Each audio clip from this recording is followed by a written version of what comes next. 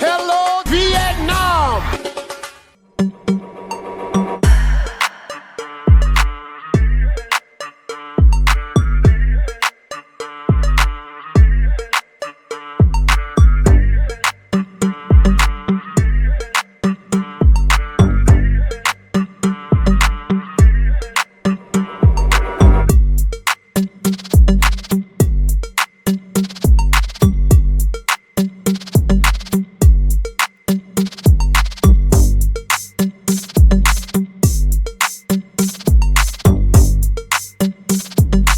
Chùa Gositaram là một trong những địa điểm du lịch Bạc Liêu vô cùng độc đáo, thể hiện rõ nét văn hóa tín ngưỡng Phật giáo của đồng bào Khmer Nam Bộ. Đây là một trong những ngôi chùa Khmer có không gian kiến trúc đẹp bậc nhất của khu vực đồng bằng sông Cửu Long. Chùa Gositaram tọa lạc tại ấp Cù Lao, xã Hưng Hội, huyện Vĩnh Lợi, tỉnh Bạc Liêu, như một bảo tàng mỹ thuật thể hiện tài năng của các nghệ nhân Khmer. Chùa còn được gọi là chùa Cù Lao, được xây dựng vào năm 1860 trên khu đất rộng 4 hecta. Phía trước cổng chùa có hàng thốt nốt cao vút là hình ảnh quen thuộc của cảnh sắc miền Tây. Chùa gồm có nhiều khu vực đặc trưng thường có của một ngôi chùa Khmer như chánh điện, tăng xá, giảng đường, bảo tháp, trường học, án xá, vân vân. Theo thời gian, ngôi chùa dần bị hư hỏng nên đến năm 2001, tòa chánh điện được xây dựng lại và hoàn thiện vào năm 2010. Đây được coi là tòa chánh điện lớn nhất trong số các ngôi chùa ở Việt Nam, với diện tích hơn 427 m², cao hơn 36 m. Toàn bộ công trình được xây dựng theo kiến trúc truyền thống của Phật giáo Nam Tông Khmer, cổ kính kết hợp hài hòa với kiến trúc hiện đại. Ngôi chùa rực rỡ, sáng lệ sẽ làm bạn ấn tượng ngay từ cái nhìn đầu tiên. Những hoa văn phù điêu trang trí mang đậm dấu ấn Angkor, từ họa tiết hình cánh sen với những đường cong dịu dàng thanh thoát đến hình hoa thủy mạnh mẽ, cân đối luôn luôn hiện hữu trên từng ô cửa hiền hiên. Nhìn từ xa, tòa chánh điện to lớn hiện lên rực rỡ với tông màu đỏ vàng đặc trưng của các ngôi chùa Khmer. Mái chùa được cấu trúc thành nhiều tầng, lớp chồng lên nhau, tạo ra khoảng không gian cao vút giữa trời xanh.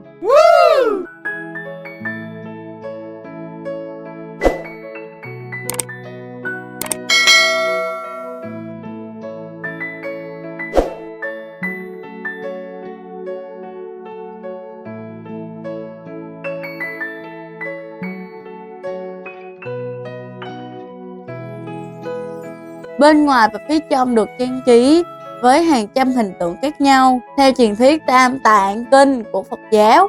Khắp nơi trong chính điện đều được chạm trổ và đắp đường nét hoa văn có tính giá trị nghệ thuật cao, tạo thành một công trình văn hóa đậm đà bản sắc dân tộc.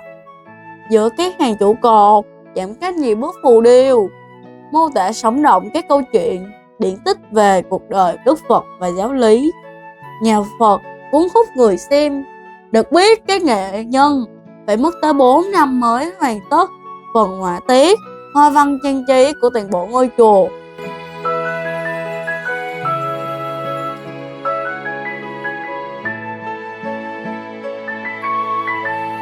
Chùa Gositaram là nơi học tập của những người con Khmer.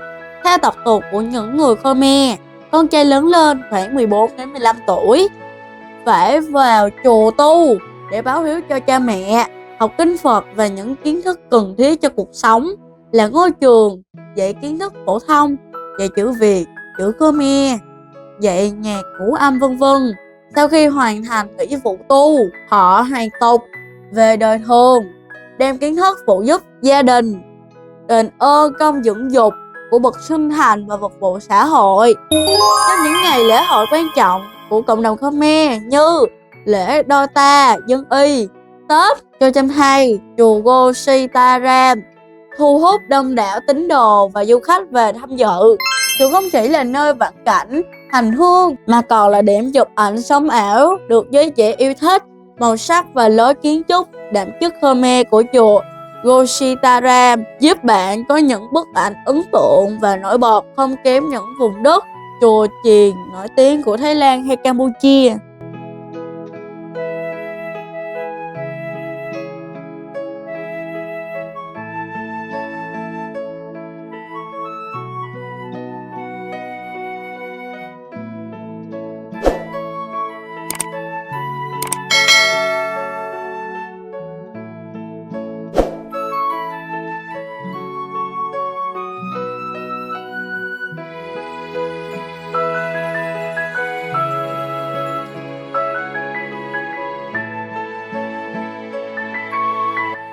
Trong khuôn viên chùa còn có 2 cột vướng cao trên 40 mét, có 2 ngôi tháp lưu giữ hài cốt của đồng bào Phật tử qua các đời, có đài hỏa táng và nhiều công trình phụ trợ khác.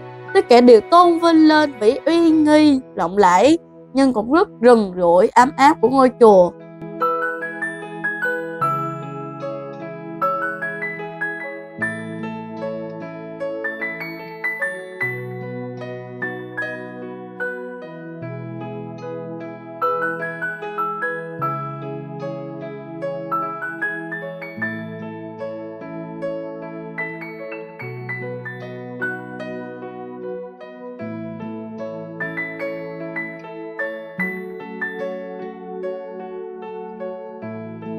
Tiếp theo, nhà mình được biết trên đất Bạc Liêu có một ngôi Sala.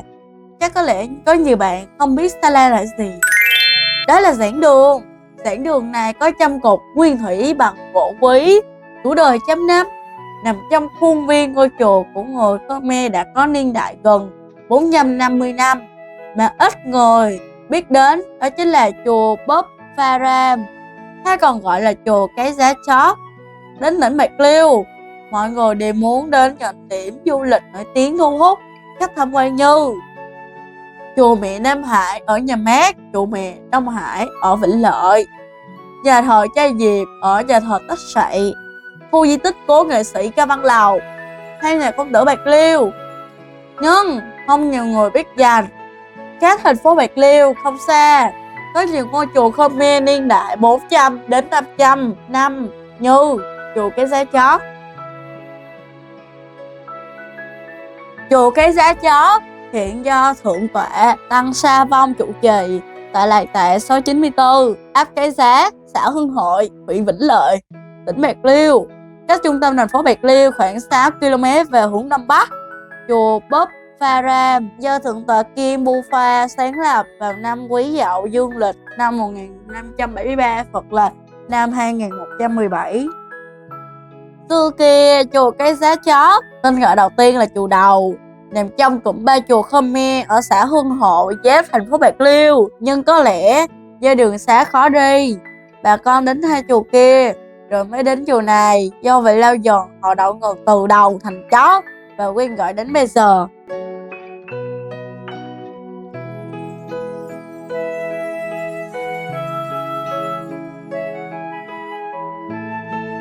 Chùa vẫn còn lưu giữ được tượng Phật bằng đá cẩm thạch được thỉnh về từ Miến Điện và một tượng Phật bằng đồng được thỉnh về từ Malaysia.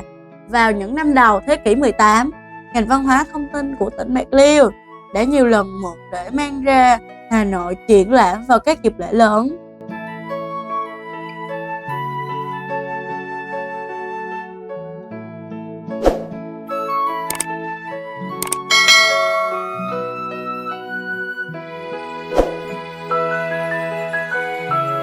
Nơi đây còn được lưu giữ và sử dụng sala được xây dựng bằng gỗ quý vào năm 1905. Giảng đường này nằm chính giữa khuôn viên chùa, được xây dựng theo kiến trúc nhà sàn của người Khmer cổ. Giảng đường sala có kích thước dài 21 m, rộng 10 m, cao hơn 10 m, được nâng đỡ trên hàng trăm cột gỗ cây căm xe to gần bằng thân người lớn.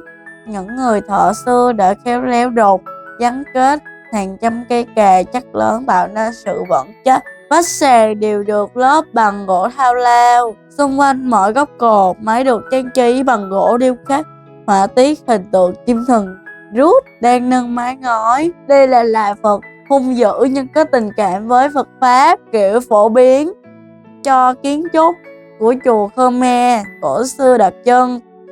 Tất cả đều được đặt mua tại Cao Miên, Campuchia ngày nay. Trở về Bạc Liêu bằng đường biển, riêng mấy ngói được đặt mua ở Đồng Nai. Những viên ngói âm dương mang dấu ấn riêng biệt của kiến trúc Nam Bộ xưa. Đến nay mái ngói vẫn được bảo tồn nguyên vẹn, chưa phải thay viên ngói nào. Trên mặt một lớp rêu xanh dày phủ kín vì thời gian. Được biết năm 1945, giặc Pháp dẫn theo lính xông vào chùa đốt giảng đường vì nghi ngờ nơi đây chứa Việt Minh. Một cán bộ Việt Minh là người Khmer để vận động bà con đấu lý với chúng, ngăn cản dập tắt ngấm lửa. Giặc rút lui, ngôi Sa La được giữ. Gió lửa cháy xém đến nay vẫn còn như một minh chứng thời gian lưu giữ những thời khắc bi hùng của lịch sử. Thượng tọa Tăng Sang Phong, trụ trì chùa Chót kể, ông đã đi rất nhiều chùa Khmer ở Nam Bộ và Campuchia, nhưng ông chưa từng nghe có nơi nào còn lưu giữ ngôi Sa La gỗ hoàn chỉnh độc đáo như chùa Cái Giá Chót. Ngành văn hóa tỉnh Bạc Liêu có lần muốn mang đi trưng bày để người dân cả nước cùng chiêm ngưỡng, nhưng ông và bà con người dân Phật tử không đồng ý vì họ lo rằng khi tháo ráp di chuyển sẽ làm tổn hại một di sản văn hóa độc đáo hoàn hảo của vùng đất này. Hơn 15 năm qua, để giảng đường được nguyên vẹn, Thượng tọa Tăng Sa Vong cùng các chư tăng trong chùa và người dân đã bỏ ra tiền của công sức để sơn sửa. Cứ thế mỗi ngày nhìn ngôi Sa La, ông cảm thấy thanh thản vì đã không phụ lòng của tiền nhân.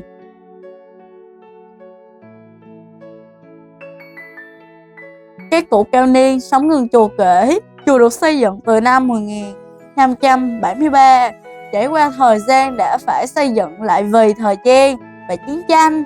Là ngôi chùa Khmer cổ thứ hai ở xứ Bạc Liêu xưa, sau có một chùa Khmer khác ở thị trấn Hòa Bình.